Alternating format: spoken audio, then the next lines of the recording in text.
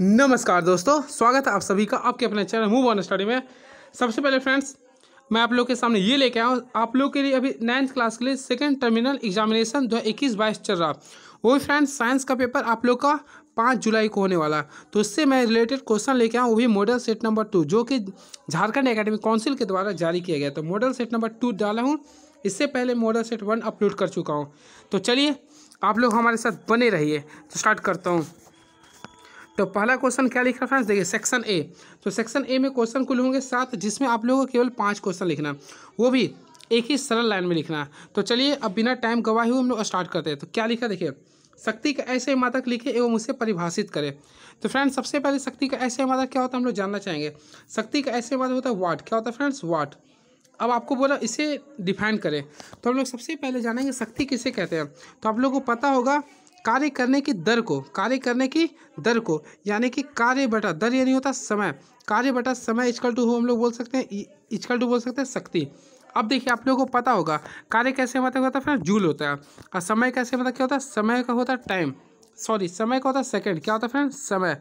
अब देखिए जूल पर सेकेंड, ये जूल पर सेकेंड को यानी 1 जूल पर सेकेंड को हम लोग बोलेंगे 1 वाट। बात समझ में आया। यानी कि अगर बोलता है शक्ति किसे कहते हैं, तो शक्ति कैसे मात्रा क्या होता है, वाट होता है। क्या होता है, वाट होता है। अगर बोलता है शक्ति का फॉर्मूला क्या होता है, तो शक्ति पर लिख सकते हैं कार्य बटा समय। अब कार्य का ऐसे मात्रा ध्यान दीजिए, तो कार्य का ऐसे मात्रा होता है फ्रेंड्स जूल, यहाँ बट्टा था, बट्टा की असमय का होता है सेकेंड, जूल पर सेकेंड। अगर बोलेगा आप लोग ना 1 वाट को डिफाइन करें, तो जूल पर सेकेंड यानी 1 जूल प्रति 1 सेकेंड को हम लोग बोलेंगे 1 वाट। लेकिन फ्रेंड्स आप लोग यहाँ पे ध्यान दीजिए, आप लोग के सामने क्वेश्चन क्या लिख रहा। तो क्वेश्चन ये लिख रहा ना, इसे परिभाषित करें, यानी कि आप लोग को शक्ति को परिभाषित करना है। तो सिंपल वे में मैं जो बताता हूँ उसे ध्यान दीजिएगा। तो शक्ति को अगर आप लोग को डिफाइन करना है, तो आप लोग लिखिए कार्य करने की दर को, मैं लिख देता हूँ, कार्य करने की दर को ही हम लोग बोलते हैं शक्ति। कार्य करने की दर को क्या बोलते हैं, शक्ति बोलते हैं। लेकिन अगर बोले कार्य करने की क्षमता को ऊर्जा कहते हैं, लेकिन यहाँ पे कार्य करने की दर को बोलते हैं शक्ति। और उतना बराबर लिख सकते हैं कार्य बाय समय, यानी कि फ्रेंड्स कार्य बटा समय इक्वल टू आप लोग लिख सकते हैं शक्ति। क्लियर है। और इसका ऐसे मतलब क्या होता है, शक्ति का होता है वाट होता है। नेक्स्ट क्वेश्चन, आवृत्ति को परिभाषित करें। तो फ्रेंड्स सबसे पहले आवृत्ति के बारे में हम लोग जानना चाहिए, आवृत्ति होता क्या है। देखिए आवृत्ति, इसका इंग्लिश होता है फ्रेंड्स फ्रीक्वेंसी होता है। क्या होता है, फ्रीक्वेंसी। 1 सेकंड में हुए दोलनों की कुल कंपन को, 1 सेकंड में हुए दोलनों की कुल कंपन को हम लोग बोलते हैं आवृत्ति। क्लियर है।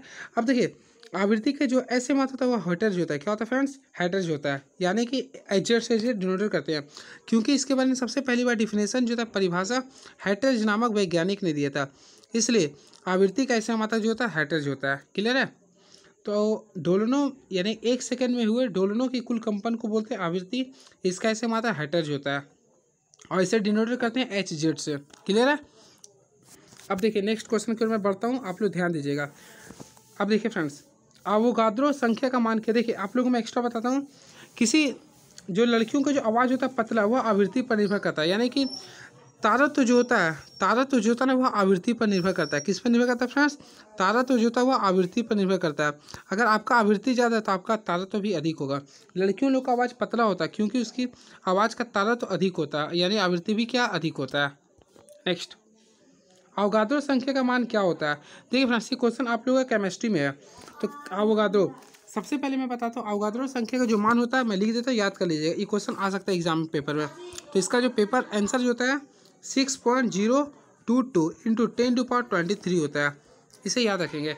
अवोगाद्रो संख्या का जो मान होता है 6.022 इंटू 10⁻23। ये क्वेश्चन आप लोगों का पेपर में बनेगा, याद कर लेंगे आप लोग। नेक्स्ट, मोलर द्रव्यमान से आप क्या समझते हैं। तो फ्रेंड्स मोलर द्रव्यमान, तो इसके बारे में याद रखिए ना, पदार्थ के 1 मोल अणुओं का द्रव्यमान, पदार्थ के 1 मोल अणुओं का द्रव्यमान, मैं लिख देता हूँ, पदार्थ के 1 मोल अणुओं का द्रव्यमान मोलर द्रव्यमान कहलाता है। पदार्थ के 1 मोल अणुओं का द्रव्यमान मोलर द्रव्यमान कहलाता है। 1 मोल अणुओं का द्रव्यमान, यानी कि मैं आप लोगों को समझाता हूँ। जैसे कि देखिए इसे मान लो कि आप लोगों को बोलता है सोडियम। जी बिल्कुल फ्रेंड्स, सबसे पहले अगर क्वेश्चन आता है कि मोलर द्रव्यमान से आप क्या समझते हैं, देखिए मैं लिख दिया हूँ। तो देखिए पदार्थ के 1 मोल अणुओं का द्रव्यमान मोलर द्रव्यमान कहलाता है। ठीक है। अब देखिए इसे स्मॉल एम से डिनोटेट करते हैं। अब देखिए मैं बताता हूँ इसे निकालने के लिए। अगर बोलता है आप लोग का कि H2O का मोलर द्रव्यमान ज्ञात करें, तो फ्रेंड्स कुछ नहीं करना। देखिए हाइड्रोजन की संख्या पे 2 है और हाइड्रोजन का जो एटॉमिक मास होता है 1 होता है, ऑक्सीजन की संख्या 1 है और इसका जो एटॉमिक मास होता है फ्रेंड्स 16 होता है। आप लोग सॉल्यूशन करिए, 2 + 16 कितना है 18, यानी कि 18 इसका यू हम लोग लिखते हैं यूनिफाइड यूनिट होता है। तो इसका राइट आंसर कितना हो गया 18 यू। क्लियर है, यानी कि जल का कितना हो गया 18 यू। इस प्रकार आप लोग किसका भी मोलर द्रव्यमान निकाल सकते हैं। एंड नेक्स्ट क्वेश्चन, कैनाल किरण क्या है। सबसे पहले फ्रेंड्स कैनाल किरण जो होता है ना, गोल्डस्टीन ने प्रयोग में पाया कि एक विशेष प्रकार की किरणें, यानी जो एनोड जो होता है उसी को हम लोग बोलते हैं कैनाल किरण। ठीक है, यानी कि एनोड की ओर से निकलकर जो विसर्जन नली को प्रकाशित करते उसे बोलते हैं कैनाल किरण। नहीं तो आप लोग लिख सकते हैं एनोड किरण को, एनोड जो होते हैं देखिए, एक होता है कैथोड, कैथोड यानी होता है पॉजिटिव, और एक होता है एनोड। तो एनोड वाले जो होता है ना देखिए एनोड, तो एनोड वाले भाग को ही हम लोग बोलते हैं कैनाल किरण। इसकी खोज की जाता है गोल्डस्टीन ने। आप इसे स्किप कर दीजिएगा, मैं यही कहता हूँ, क्योंकि ये थोड़ा लंबा में होता है। चलिए 2 संक्रमण रोगों के नाम लिखे। तो संक्रमण रोग उस रोग को कहते हैं जो एक व्यक्ति से किसी दूसरे या तीसरे व्यक्ति को प्रभावित होते हैं, फैलते हैं, तो इसे बोलते हैं संक्रमण रोग। तो एक पहला लिख सकते हैं एड्स, क्या लिख सकते हैं फ्रेंड्स एड्स, और दूसरा लिख सकते हैं जो कोरोना जो चीन चाइना से जो आया था, तो ये दोनों लिख सकते हैं एक संक्रमण रोग है। तो आप लोग ये लिख सकते हैं, क्योंकि देखिए एड्स जो होता है किससे होता है फ्रेंड्स, HIV वायरस होता है। ठीक है, कोरोना जो होता है वो आप लोग पढ़े होंगे, कोरोना किससे होता है, सार्क पढ़े होंगे, सार्क। तो देखिए ये याद रखेंगे आप लोग। और भी लिख सकते हैं। नेक्स्ट, एक स्वस्थ व्यक्ति किसे कहते हैं। देखिए एक स्वस्थ व्यक्ति हम लोग किसे कहेंगे, वह व्यक्ति, यानी कि देखिए साइंस के अकॉर्डिंग वह व्यक्ति स्वस्थ है जो शारीरिक मानसिक एवं सामाजिक कार्य समुचित क्षमता, देखिए एक स्वस्थ व्यक्ति साइंस के अकॉर्डिंग उसे कहते हैं जो शरीर के साथ देखिए, यानी जो शारीरिक रूप से तो मजबूत हो, शारीरिक के साथ साथ मानसिक और उसके साथ साथ सामाजिक, यानी तीनों रूप से अगर कोई संतुष्ट है तो इसे हम लोग बोलेंगे वह व्यक्ति स्वस्थ है। अगर आप शरीर से भी अच्छे हैं, मानसिक रूप से भी अच्छे हैं और समाज से भी अच्छे हैं, तो इससे बोला जाएगा आप स्वस्थ व्यक्ति हैं। क्लियर है, ये होता है डिफिनेशन। और विश्व स्वास्थ्य दिवस जो हम लोग मनाते हैं, आप लोग कमेंट बॉक्स में लिख सकते हैं कब मनाया था। वैसे मैं लिख दिया 7 अप्रैल को मनाते हैं, क्योंकि 7 अप्रैल 1948 को WHO का गठन हुआ था। एंड नेक्स्ट, तो ये था क्वेश्चन सेक्शन नंबर 1, जिसमें आप लोगों को सभी सरल अंक में देना था। तो मैं तो कुछ ज़्यादा बता दी हूँ, तो आप लोग अपने अकॉर्डिंग छोटा में लिखिएगा। ठीक है, अब आते हैं सेक्शन बी में। तो सेक्शन बी काफ़ी अच्छा क्वेश्चन होगा इसमें। तो इसमें फ्रेंड्स कुल 5 क्वेश्चन होंगे, जिस 5 क्वेश्चन है, 5 क्वेश्चन का जवाब देना। तो चलिए स्टार्ट करता हूँ। गतिज ऊर्जा को परिभाषित करें। तो फ्रेंड्स गतिज ऊर्जा ये आप लोग के पेपर में आने वाला है, इसे आप लोग याद कर लीजिएगा। तो गतिज ऊर्जा किससे कहते हैं, देखिए किसी वस्तु की गति में परिवर्तन को हम लोग गतिज ऊर्जा कहते हैं। अब इसका जो व्यंजक होता है, यानी कि गतिज ऊर्जा का जो व्यंजक होता है वह होता है 1/2 mv²। क्या होता है फ्रेंड्स, 1/2 mv², याद कर लेंगे 1/2 mv²। अब ये क्वेश्चन आ सकता है सिद्ध करने के लिए, तो आप लोग ध्यान से दीजिएगा, देखिएगा मैं सिद्ध कैसे करता हूँ, क्योंकि ये क्वेश्चन हमें ऐसा लग रहा है कि आ सकता है एग्जाम में, तो मैं आप लोगों को बताने का प्रयास करता हूँ। लेकिन फ्रेंड्स इसमें वो रहा ना, उस कारकों का उल्लेख है जिन पर किसी पिंड की गतिज ऊर्जा निर्भर करती है। तो यहाँ पे पूरा कारक का नाम लिखे, देखिए कारक का नाम लिखे जिस पर किसी पिंड निर्भर करती है। तो आप लोगों को मैं एक डिफिनेशन बताता हूँ। सबसे पहले फ्रेंड्स याद रखिए के ई बोलते हैं 1/2 mv², यानी कि काइनेटिक एनर्जी का फॉर्मूला होता है 1/2 mv² होता है। क्लियर है। अब देखिए सबसे पहले इसमें आ रहा है एम, क्या आ रहा है देखिए दोस्तों, ये एम आ रहा, क्या आ रहा फ्रेंड्स, एम आ रहा। तो एम यानी होता है द्रव्यमान, यानी कि द्रव्यमान के इंग्लिश में क्या बोलते हैं, मास। भी से क्या होता है, वेलोसिटी। यानी कि क्वेश्चन अगर पूछता ना कि किसी वस्तु का गतिज ऊर्जा किस पर निर्भर करती है, सबसे पहले ये मास पर डिपेंड करता है। किस पर डिपेंड करती है, मास पर, यानी कि द्रव्यमान पर। समझ में आ गया। उसके साथ साथ वेग पर बढ़ती है। अगर किसी वस्तु का ये गतिज ऊर्जा बढ़ी तो उसका द्रव्यमान भी बढ़ेगा और वेग भी बढ़ेगा। समझ में आ गया। यानी कि ये जो निर्भर करती है वह द्रव्यमान पर और वेग पर। आप लोग इसे लिख सकते हैं। एंड वेरी नेक्स्ट एंड सबसे इंपॉर्टेंट क्वेश्चन जो आप लोग का पेपर में बनने वाला है, अनुप्रस्थ तरंग एवं अनुदैर्ध्य तरंग किसे कहते हैं। सबसे पहले आप लोग यहाँ पे जानिए फ्रेंड्स तरंग क्या होता है। तरंग क्या होता है आप लोग समझ जानते होंगे, यानी कि disturbance of any particles is called wave. यानी कि आप लोग समझते हैं तरंग के एक प्रकार का विक्षोभ है जो किसी भी चीज़ में डिस्टर्बेंस के कारण होते हैं। ठीक है, हलचल जो होता है उसी को हम लोग बोलते हैं तरंग। इसे याद रखिएगा, हलचल हो गया या फिर डिस्टर्बेंस, ये जो होता है इसे हम, या विक्षोभ, इस सभी को हम लोग क्या बोलेंगे, तरंग। अर्थात हवा भी देखते होंगे आप लोग को, हवा कहीं बढ़ता है कहीं घटता, हलचल होते रहते हैं, इसे हम लोग बोलेंगे तरंग। तो तरंग एक प्रकार का हलचल है या फिर विक्षोभ है। तो इसको मेनली 2 प्रकार होते हैं, एक होता है फ्रेंड्स यांत्रिक तरंग, एक होता है अयांत्रिक तरंग। तो यांत्रिक तरंग के अंतर्गत आपका आता है यांत्रिक तरंग के अंदर गतिज ऊर्जा और यांत्रिक ऊर्जा आते हैं। हम लोग को मेन ध्यान देना फ्रेंड्स अनुप्रस्थ तरंग और अनुदैर्ध्य तरंग। तो देखिए अनुदैर्ध्य और अनुप्रस्थ क्या होता है, देखिए सबसे पहले आप लोग याद रखिए, मैं जो बता रहा हूँ ध्यान से देखिएगा, आप लोग काफ़ी महत्वपूर्ण चीज़ बताने जा रहा हूँ आप लोगों को। अनुदैर्ध्य, देखिए अनुदैर्ध्य एक होता है, एक अनुप्रस्थ होता है। आगे आगे देखिए यहाँ पे आधा धा है, तो आगे धा आ रहेगा तो ध्वनि, यानी कि ध्वनि एक प्रकार का अनुदैर्ध्य तरंग है। अब देखिए यहाँ पे प्रा है, तो प्रकाश जो होता है वह एक प्रकार का अनुप्रस्थ तरंग है। एक चीज़ समझ में आ गया ना। अगर आप लोग का एग्जामिनेशन हॉल में क्वेश्चन आता है कि प्रकाश कैसा तरंग है, तो देखिए प्रा से हो गया यहाँ पे प्रस्थ, अनुप्रस्थ तरंग। ध्वनि कैसा, ध से, आधा ध से, अनुदैर्ध्य। ये ट्रिक समझ में आ गया होगा। आप लोगों को मैं बताता हूँ किसे कहते हैं। सबसे पहले फ्रेंड्स आप लोगों को पता होगा, देखिए प्रकाश जो आता है सूर्य के प्रकाश जो आता है सूर्य से ना, तो वह डायरेक्टली हम लोग पे परपेंडिकुलर आता है। क्या होता है फ्रेंड्स, परपेंडिकुलर आता है। यानी कि देखिए आप लोग के सामने इस टाइप से होते रहता है। यानी कि देखिए सिंपल वे में आप लोग ध्यान रखिएगा ना, अनुदैर्ध्य तरंग उस तरंग को कहते हैं जो किसी वस्तु के लंबवत पाई जाती है, यानी जो किसी वस्तु पर लंबवत पड़ती है उसे बोलेंगे अनुप्रस्थ तरंग। ठीक है, यानी कि लंबवत अगर पाई जा रही है तो उसे बोलेंगे अनुप्रस्थ तरंग। और वही ध्वनि, ध्वनि आप लोग देखेंगे एकदम सीधा आता है। तो जो वैसा तरंग जो किसी वस्तु में समांतर प्रवेश करती है, यानी समांतर जो होती है उसे बोलेंगे अनुदैर्ध्य तरंग। क्लियर है।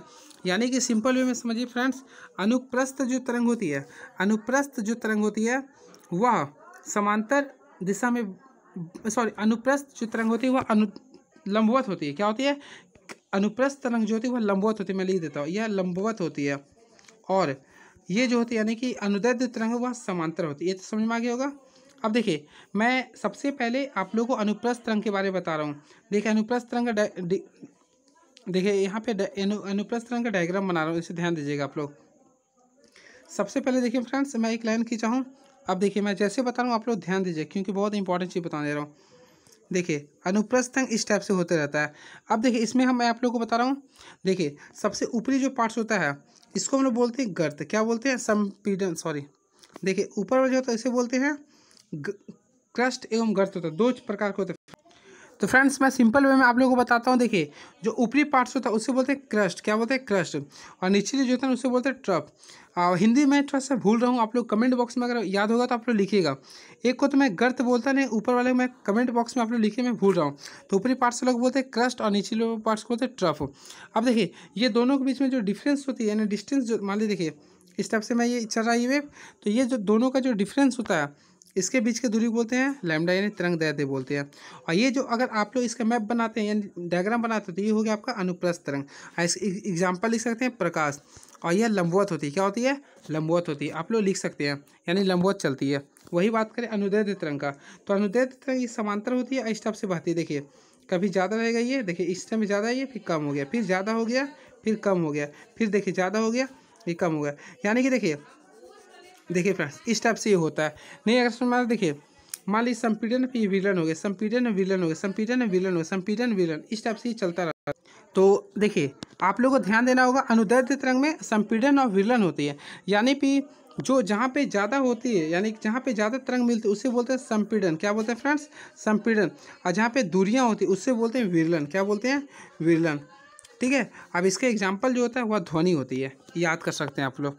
एंड नेक्स्ट 10 क्या लिखा था, मोल में बदलें तो 12 ग्राम ऑक्सीजन गैस भी। देखिए मोल में बदलना सबसे इजी क्वेश्चन तो नहीं है, लेकिन मैं बताता हूँ। जब भी मोल बदलने बोलेगा फ्रेंड्स तो आप लोग को यहाँ पे देखना पड़ेगा इसका फार्मूला। आप लोग जानेंगे होता क्या। देखिए आप लोग पढ़े होंगे बिल्कुल। तो मोलों की संख्या का जो फार्मूला होता है, देखिए मोलों की जो फार्मूला होता है N/M होता है ये। तो देखिए ये जो M जो होता है, यानी ये जो M होता है फ्रेंड्स, ये जो दिया हुआ रहता है उसे हम लोग बोलते हैं। यानी कि देखिए M, इसे M कितना दिया हुआ, 12 दिया हुआ। अब ये मोलर द्रव्यमान निकालें तो ऑक्सीजन का होता है O2 होता है। अब यहाँ पे 2 दिया हुआ और ऑक्सीजन का होता है 16, तो 16 दूनी कितना आ गया 32। तो यहाँ पे 12/32 लिखेंगे। तो 12/32 को अगर हम लोग तोड़ते हैं तो 0.375 आएगा। आपका यही जो हो गया ना, आपका 12 ग्राम ऑक्सीजन का मोल हो गया। क्लियर है ना। अगर नहीं समझा मैं फिर बताता हूँ। देखिए next question, 22 gram carbon dioxide. कुछ नहीं करना, मोल का फॉर्मूला क्या होता है, N इक्वल टू होता है फ्रेंड्स m/m ये होता है। ठीक है। अब देखिए मैं बता रहा हूँ पुट करने का। सबसे पहले ये M आपका दिया हुआ, कितना दिया फ्रेंड्स 22 दिया हुआ है। और ये कैपिटल M निकालना है तो CO2 का निकालना है। देखिए मैं बता रहा हूँ कैसे। कार्बन की संख्या 1 है कार्बन का एटॉमिक मास कितना होता है 12 होता है।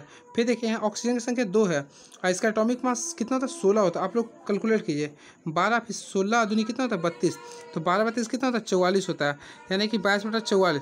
इससे अगर आप लोग सॉल्यूशन करते हैं तो 0.5 आएगा। कितना आएगा फ्रेंड्स 0.5 आएगा। तो ये हो गया मोल की संख्या। क्लियर है ना, बिल्कुल समझ में आ रहा होगा आप लोगों को। तो देखिए इसका आंसर यहाँ से लेके यहाँ पर था, इसे आप लोग नोट कर लेंगे।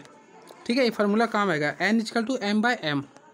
एंड नेक्स्ट क्वेश्चन, 10 मोल जल का द्रव्यमान ज्ञात करें। तो ये भी काफ़ी तगड़ा क्वेश्चन है, ये मैं आप लोगों को 10 सेकंड के अंदर बताने का प्रयास करता हूँ। देखिए इसमें क्या लिख रहा है, हम लोग उतना नहीं जानते। देखिए 10 मोल जल है, हम लोग आप लोग एक फार्मूला पढ़ाऊँ N= क्या लिखते हैं फ्रेंड्स m/m, ये लिखते हैं ना। अब देखिए आप लोग ध्यान से देखिएगा, ये N 10 मोल दिया होता है, मोल का संख्या तो 10 दे दिया है।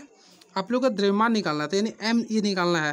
अब आप लोग को पता होगा m यानी जल का मोलर मास कितना होता है। अभी मैं निकाला था 18 आया था, कितना आता है 18 आता है। तो m अगर निकालते हैं तो 18 को 10 से गुना किया, कितना आ गया 180। कितना आ गया फ्रेंड्स 180। अब इसका ऐसे मतलब था ग्राम मैं लिख दिया हूँ।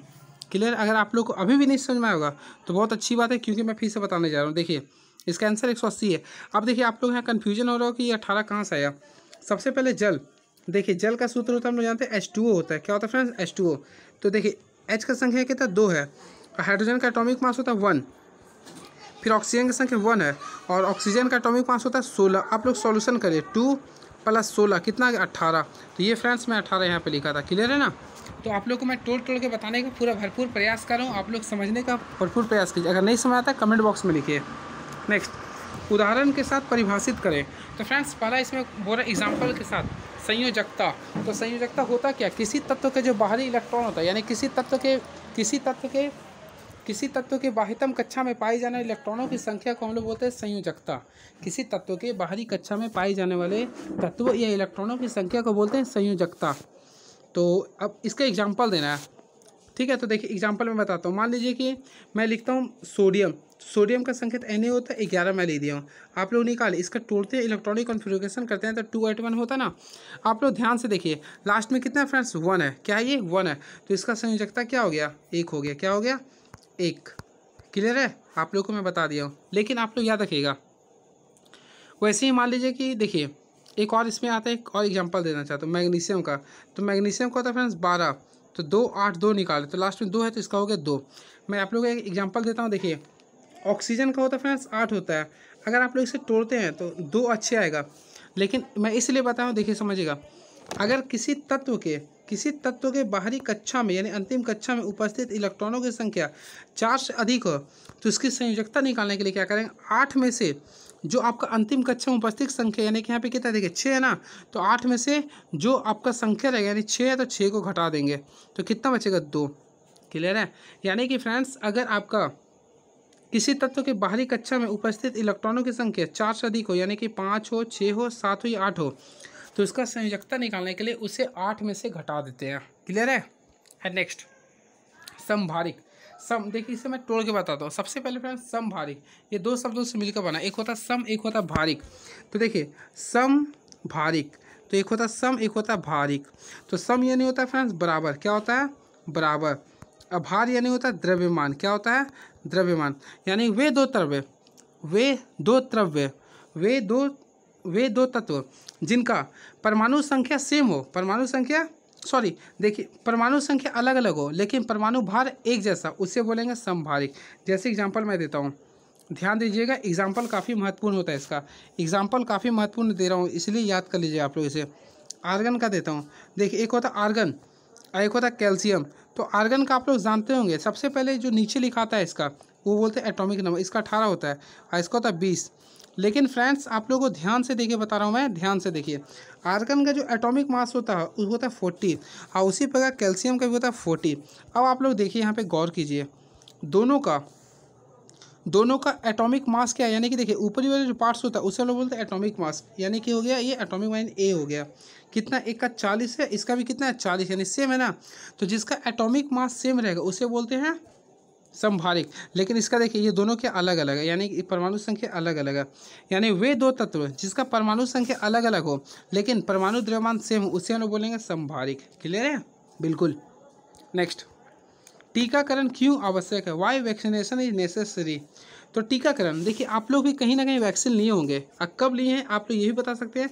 सबसे पहले कमेंट बॉक्स में लिखेंगे कि भारत में टीकाकरण दिवस कब मनाते हैं। अब आते हैं टीकाकरण क्यों आवश्यक है, वाई वैक्सीनेशन इज नेसेसरी। देखिए टीकाकरण होता क्या है, टीकाकरण यानी जो सुई जो आप लोग लेते हैं उसे बोलते हैं टीकाकरण यानी वैक्सीन लेना। देखिए शरीर में रोगों से लड़ने की क्षमता का विकास करने की प्रक्रिया को टीकाकरण कहते हैं। मैं लिख देता हूँ, आप लोग याद कर लीजिएगा। देखिएगा फ्रेंड्स, याद कर लेंगे आप लोग। शरीर में रोगों से लड़ने की क्षमता को, देखिए शरीर में रोगों से लड़ने की क्षमता का विकास करने की प्रक्रिया को हम लोग बोलते हैं टीकाकरण। ठीक है, यानी कि हमारे शरीर में बहुत सारे मान बीमारी होता है, तो हम लोग अगर कोई टीकाकरण लेते हैं ना, तो वो क्या करता है, हमारे शरीर में वो जाता है और जितना तुम्हारा बीमारी होता है उससे वो लड़ने की क्षमता प्रदान करता है। इसे हम लोग बोलते हैं टीकाकरण। क्लियर है ना। तो शरीर में रोगों से लड़ने की क्षमता का विकास करने की प्रक्रिया को बोलते हैं टीकाकरण। टीकाकरण के द्वारा हम अपने शरीर के अंदर सूक्ष्म जीवों को मार सकते हैं। क्या करते हैं फ्रेंड्स, इसके अगर हम लोग ये लेते हैं तो अपने शरीर के अंदर जितने पाए जाते हैं सूक्ष्म जीवों को क्या कर सकते हैं, मार सकते हैं तथा उसके प्रवेश को रोक सकते हैं। समझ में आ गया ना। इसलिए टीकाकरण आवश्यक है। आप लोग भी कहीं ना कहीं अपने स्कूल में या कॉलेज में कहीं ना कहीं आप लोग वैक्सीन लिए होंगे कोरोना का। तो ये कोरोना का वैक्सीन क्यों नहीं, आप लोग को पता है गवर्नमेंट आप लोगों को क्यों दिलवाया, कभी आप लोग सोचें। बिल्कुल मैं बताता हूँ। कोरोना का वैक्सीन या फिर बचपन में आप लोग पोलियो का वैक्सीन लिया जाता था या फिर पीते थे, तो उससे ये होता है ना हमारे, देखिए वो सब छोटा सा रहता है वो, लेकिन 10 ml का या फिर 5 ml का ही रहता है, लेकिन वो ऐसा होता है उसमें इतना पावर होता है ना, इतना पावर होता है कि वो आप लोगों के शरीर में जितना भी आपका संक्रमण चीज़ होता है उसे, यानी कीटाणु होता है या संक्रमण जितना होता है, ठीक है ना, यानी कि जितना संक्रमण सूक्ष्म जीव होता है उसे लड़ने की क्षमता प्रदान करता है। और इसी की वजह से हम लोग संतुलित रहते हैं या फिर बैलेंस रहते हैं शरीर में। इसलिए हम लोग को टीकाकरण बहुत ही आवश्यक है। नेक्स्ट, नाइट्रोजन स्थिरीकरण क्या है। देखिए मैं आप लोगों को बताता हूँ। वह क्रिया जिसके द्वारा नाइट्रोजन को अन्य तत्वों से मिलकर पेड़ पौधे द्वारा उपयोग की जाने योग्य यौगिकों का उत्पादन किया था, नाइट्रोजन स्थिरीकरण कहलाता है। तो आप लोग इसे अपने शब्दों में लिख दीजिएगा। तो ये था ग्रुप बी का क्वेश्चन। अब आते हैं हम लोग लास्ट में ग्रुप सी में। तो ग्रुप सी काफ़ी महत्वपूर्ण क्वेश्चन है, उसके साथ साथ मैं आप लोगों को बताने जा रहा हूँ। देखिए सबसे पहले ग्रुप सी में आता हूँ। इसमें आप लोग केवल 3 प्रश्न का उत्तर देना है। तो क्वेश्चन नंबर 1, गतिज ऊर्जा क्या है। गतिज ऊर्जा क्या है, मैं फिर से बोले क्वेश्चन आप लोगों के पेपर में आएगा। गतिज ऊर्जा है क्या, तो मैं बताता हूँ। गतिज ऊर्जा जो है ना, यांत्रिक ऊर्जा तथा, देखिए गतिज ऊर्जा तो सिंपल वे में बताता हूँ, आप लोग याद कर लीजिएगा। गतिज ऊर्जा और तथा दे देता हूँ, गतिज ऊर्जा प्लस स्थितिज ऊर्जा, आप लोग पढ़े होंगे। गतिज ऊर्जा और स्थितिज ऊर्जा के योग को हम लोग बोलते हैं यांत्रिक ऊर्जा। यानी कि गतिज ऊर्जा और स्थितिज ऊर्जा के योग को हम लोग बोलते हैं यांत्रिक ऊर्जा। याद हो गया होगा, बिल्कुल हमें विश्वास है। अब देखिए इसमें बोले इसके 2 प्रकार क्या है, तो पहला लिख सकते हैं गतिज ऊर्जा और दूसरा लिख सकते हैं स्थितिज ऊर्जा। अगर क्वेश्चन आता है गतिज ऊर्जा किसे कहते हैं, किसी वस्तु के गति के कारण उत्पन्न ऊर्जा को गतिज ऊर्जा कहते हैं। जैसे क्या हो सकता है, आप लोग दौड़ रहे हैं तो गतिज ऊर्जा। उसी पर स्थितिज ऊर्जा, किसी वस्तु में स्थिति या आकार में परिवर्तन के कारण उत्पन्न ऊर्जा को स्थितिज ऊर्जा कहते हैं। जैसे चाबी अगर आप लोग देते होंगे किसी गाड़ी में, तो देखते हैं जैसे चाबी छोड़ते हैं गाड़ी आगे बढ़ने लगता है ना। या स्प्रिंग को आप लोग खींचते होंगे फिर छोड़ते हैं, देखिए जगह स्थिति में परिवर्तन करता है, इसे बोलेंगे स्थितिज ऊर्जा। क्लियर है ना। अब देखिए इसमें नॉमेरिकल दे रहा, तो नॉमेरिकल क्या है, देखिए क्वेश्चन क्या बोला, 15 kg द्रव्यमान की एक वस्तु 4 मीटर पर सेकेंड एक समान वेग से गतिशील है, तो वस्तु की गति ऊर्जा क्या होगी। काफ़ी अच्छा क्वेश्चन है ये। देखिए सबसे पहले फ्रेंड्स, इससे पहले क्वेश्चन ये आता है गतिज ऊर्जा किन पर निर्भर करता है, तो पहला द्रव्यमान पर निर्भर करता है। किस पर निर्भर करता है, देखिए द्रव्यमान पर निर्भर करता है और दूसरा वेग पे। लेकिन मैं क्वेश्चन बताने जा रहा हूँ। सबसे पहले याद रखिए इसका जो फॉर्मूला होता है फ्रेंड्स, ½ mv²। क्या होता है, ½ mv²। आइए देखिए मैं पुट करो, हाफ कर दिया हूँ। ये एम यानी द्रव्यमान का वैल्यू कितना दिया, 15 दिया। और वेग का वैल्यू कितना दिया, देखिए 4 दिया। तो यहाँ पे v² होता नहीं, वेग को 2 बार लिखेंगे, 4 × 4 लिखेंगे। अब सॉल्यूशन आप लोग कर सकते हैं, मैं कर देता हूँ। 2 का पावर में 4 कितना, 2 बार में कर दिया। अगर आप लोग इसे कैलकुलेशन करते हैं, देखिए 15 2 30, 34 या कितना, तो 120। ये तो 120 मैं ला दिया हूँ, लेकिन ऊर्जा कैसे मतलब क्या होता है, जूल। तो 120 जूल इसका आंसर हो गया। क्लियर हुआ, बिल्कुल क्लियर हुआ होगा। तो चलिए नेक्स्ट मैं बारे में बताने जा रहा हूँ। नेक्स्ट क्या लिख रहा है, इसे आप लोग कर लेंगे फ्रेंड्स, क्वेश्चन ये सब आएगा। सामान्य मनुष्य के कानों के लिए श्रव्यता परास क्या है, तो काफ़ी तगड़ा क्वेश्चन है ये। देखिए सामान्य मनुष्य के कानों के लिए श्रव्यता परास क्या है। देखिए हम लोग का जो मनुष्य है, तो हम लोग का जो सुनने की जो आवृत्ति हो गई, यानी कि जो श्रव्य ध्वनि होते हैं, यानी श्रव्य ध्वनि हम लोग बोलते हैं, ठीक है। वे ध्वनि जिससे मनुष्य सुन सकते उसे बोलते हैं श्रव्य ध्वनि। तो इसका जो प्रास होता है वह 20 हर्ट्ज से लेकर 20,000 हर्ट्ज के बीच होता है। 20 हर्ट्ज से लेकर 20,000 हर्ट्ज के बीच में होता है। क्लियर है ना। तो पहला आंसर ये हो गया। अब क्या बोला, किसी ध्वनि स्रोत की आवृत्ति 100 हर्ट्ज है तो 1 मिनट में यह कितनी बार कंपन करेगा। देखिए मैं आप लोगों को बताता हूँ। सबसे पहले फ्रेंड्स छाटने आप लोग सीखिए।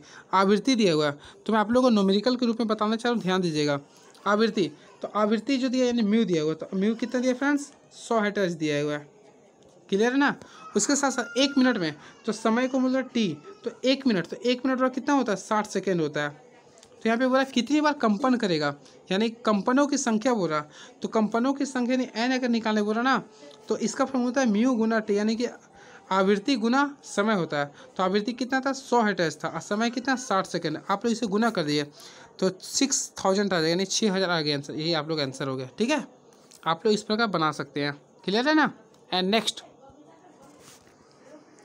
नेक्स्ट क्या लिखे, देखिए इलेक्ट्रॉन, प्रोटॉन और न्यूट्रॉन के गुणों की तुलना करें। फिर देखिए मैं आप लोगों को बताता हूँ, तीनों यहीं पे बताता हूँ। सबसे पहले सुनिएगा। सबसे पहले फ्रेंड्स इलेक्ट्रॉन है, तो देखिए इलेक्ट्रॉन के बारे में आगे जितना बता रहा हूँ सुन लीजिएगा, ठीक है। इलेक्ट्रॉन, सबसे पहले इसका खोज, इलेक्ट्रॉन का खोज जे टॉमसन ने किया था। किसने किया था फ्रेंड्स, जे टॉमसन ने किया था, ठीक है। और इसका जो नाम दिया था, इलेक्ट्रॉन का जो नाम दिया था वो अस्टनी नामक वैज्ञानिक ने दिया था। खोज किया था टॉमसन ने, जे टॉमसन ने, और नाम दिया था अस्टनी ने, ठीक है ना। अब इलेक्ट्रॉन जो था ना, किसी भी तत्व का जो ऋणात्मक जो मान होता है उससे हम लोग बोलते हैं इलेक्ट्रॉन। इलेक्ट्रॉन को हम लोग ई माइनस से डिनोटेट करते हैं, ठीक है। और इसका जो आवेश होता है वह ऋण आवेश होता है। क्या होता है, ऋण आवेश। और इसका जो द्रव्यमान होता है 9.1 गुना 10⁻³ kg होता है, ठीक है। इसके साथ साथ इलेक्ट्रॉन जो होता है ना, किसी तत्व के सबसे बाहरी कक्षा में चक्कर लगाते रहते हैं, ये होता है इलेक्ट्रॉन। फिर से मैं बोलता हूँ, इलेक्ट्रॉन का खोज जे टॉमसन ने किया, पर इसका नाम अस्टनी ने दिया। इसे ई माइनस से डिनोट करते हैं। इसका द्रव्यमान 9.1 गुना 10⁻³ kg होता है। और किसी तत्व के सबसे बाहरी कक्षा में इलेक्ट्रॉन पाए जाते हैं। एंड नेक्स्ट क्या लिखा, प्रोटॉन। तो प्रोटॉन के बारे में समझिए। सबसे पहले प्रोटॉन का खोज किया था गोल्डस्टीन ने। किसने किया था फ्रेंड्स, गोल्डस्टीन ने। अब इसका जो नाम दिया था वह रदरफोर्ड ने दिया था। किसने दिया था फ्रेंड्स, रदरफोर्ड ने दिया था। याद रखेंगे आप लोग, ठीक है। अब देखिए प्रोटॉन का जो वैल्यू होता है, तो प्रोटॉन को हमेशा पी से डिनोटेट करते हैं, यानी ये पी प्लस में होता है। अब इसका जो द्रव्यमान होता है 1.67 इंटू 10⁻⁻27 kg होता है, यानी कि सबसे हल्का होता है आपका इलेक्ट्रॉन, ठीक है। याद रखेंगे आप लोग। तो ये होता है आपका 1.67 इंटू 10⁻⁻27 kg होता है। अब इसका जो आवेश होता है वह धन आवेश होता है। अब जो किसी तत्व में जो प्रोटॉन होता है वह नाभिक में होती है। किसमें होती है, नाभिक में होती है। And next neutron. तो न्यूट्रॉन भी काफ़ी ईजी है। सबसे पहले न्यूट्रॉन के खोज 1932 में जेम्स चैडविक ने किया था। किसने किया था फ्रेंड्स, जेम्स चैडविक ने किया था। और ये जो इसका जो आवेश होता है, यानी यह उदासीन होता है, या फिर शून्य आवेश होता है। क्या होता है फ्रेंड्स, शून्य आवेश होता है।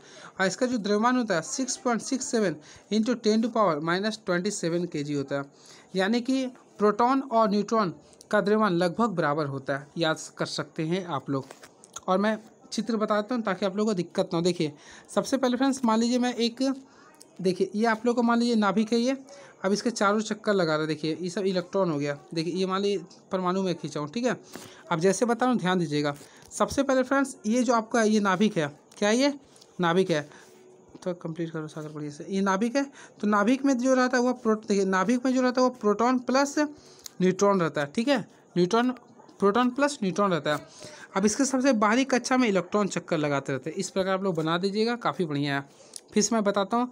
सबसे पहले देखिए प्रोटॉन, किसी तत्व के नाभिक में उपस्थित धन आवेश को लोग बोलते हैं प्रोटॉन।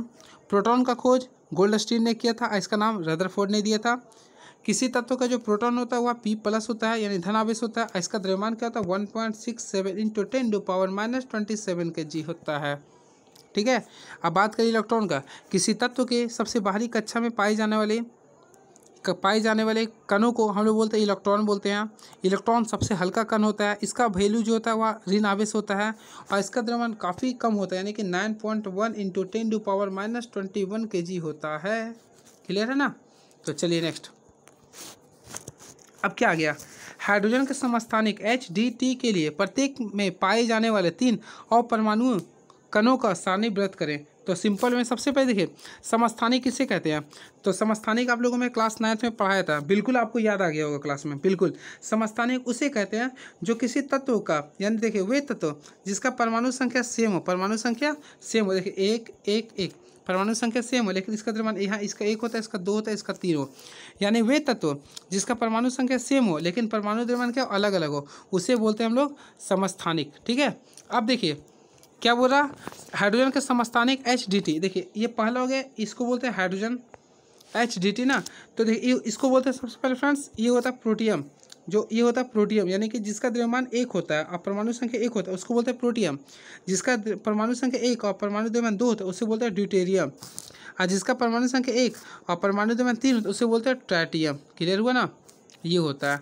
तो बस यही लिख रहा था और केस में, ठीक है, मैं बता दिया हूँ, आप लोग देख लेंगे। नेक्स्ट, मृदा के निर्माण की प्रक्रिया को विस्तृत रूप से व्याख्या करें। सबसे पहले मिट्टी निर्माण कैसे होता है। तो मिट्टी जो होता है ना, चट्टानों के टूट फूट से मिट्टी का निर्माण होता है। क्लियर है ना, आप लोग इसके बारे में बुक से पढ़ लेंगे फ्रेंड्स, काफ़ी महत्वपूर्ण होगा ये।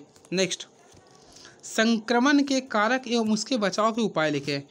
तो देखिए इसमें वैसे तो 3 क्वेश्चन आप लोग को याद, आप लोग फिजिक्स का तैयारी कर लीजिए, केमिस्ट्री का, लेकिन मैं फिर बताता हूँ। संक्रमण के कारक एवं उसके बचाव के बारे में लिखिए। संक्रमण, तो देखिए संक्रमण के फैलने के उपाय, सबसे पहले ये फैलता जो वायु द्वारा फैलता है, किसके द्वारा फैलता है फ्रेंड्स, वायु यानी हवा के द्वारा फैलता है। कैसे फैलता है, देखिए छींकने से व खांसने से रोगाणु वायु में आ जाते हैं तथा स्वस्थ व्यक्ति में चले जाते हैं। देखे होंगे आप लोग, अभी आप लोग गौर किए होंगे ना, अभी 1 साल पहले या फिर 6-7 महीना पहले अभी भी आपके बगल में कोई ना कोई देखे होंगे मास्क पहनते हैं। क्यों, क्योंकि उससे डर है कहीं कोई हमारे पास छींक ना दे, या फिर क्योंकि छींक के अंदर हमारे बहुत सारे छोटे छोटे सूक्ष्म जीव होते हैं, वो हमारे शरीर में जैसे प्रवेश करता है तो हमें रोगाणु कर देता है, यानी कि हमें बीमारी कर देता है अगर वायरस उसके अंदर है तो यानी कि वायु द्वारा फैलता है, यानी कि छींकने और खांसने से। ठीक है, दूसरा फैलता है फ्रेंड जल के द्वारा। अब देखिए जल के द्वारा कैसे फैलता है, प्रदूषित व संक्रमित जल पीने से। ठीक है, प्रदूषित व संक्रमित जल पीने से होता है। नेक्स्ट होता है लैंगिक संपर्क के द्वारा। तो देखिए कुछ बीमारी ऐसा होता है जो लैंगिक संपर्क के करने से होता है, जैसे एड्स संक्रमित व्यक्ति के साथ लैंगिक संपर्क करने से फैलती है। क्लियर ना, तो ये होती है फैलने का कारक हो गया। अब बचाव, तो बचाव आप लोग क्या लिख सकते हैं, आप लोग खुद बताइए क्या हो सकता है बचाव का उपाय। सबसे पहले देखिए हमें भीड़ भाड़ कम करना चाहिए, यानी कि अगर हमें भीड़ भाड़ भी इस जगह पे जाते हैं ना तो हमें मास्क का पहनना चाहिए, मास्क का यूज करना चाहिए। स्वच्छ पानी हमें पीना चाहिए, अपने आसपास स्वस्थ रहना चाहिए, खांसते एवं छींकते समय रुमाल का उपयोग करना चाहिए, उसके साथ साथ वैक्सीन लेनी चाहिए। ये काफ़ी महत्वपूर्ण है ये। ठीक है, तो लगभग क्वेश्चन मैं पूरे फ्रेंड्स बता दिया हूँ। तो आप लोगों को कैसा लगा हमारा ये विज्ञान का सेट नंबर 2, बिल्कुल कमेंट बॉक्स में आप लोग लिखेंगे। चलिए, thank you so much. Please subscribe my YouTube channel move on study. Thank you so much.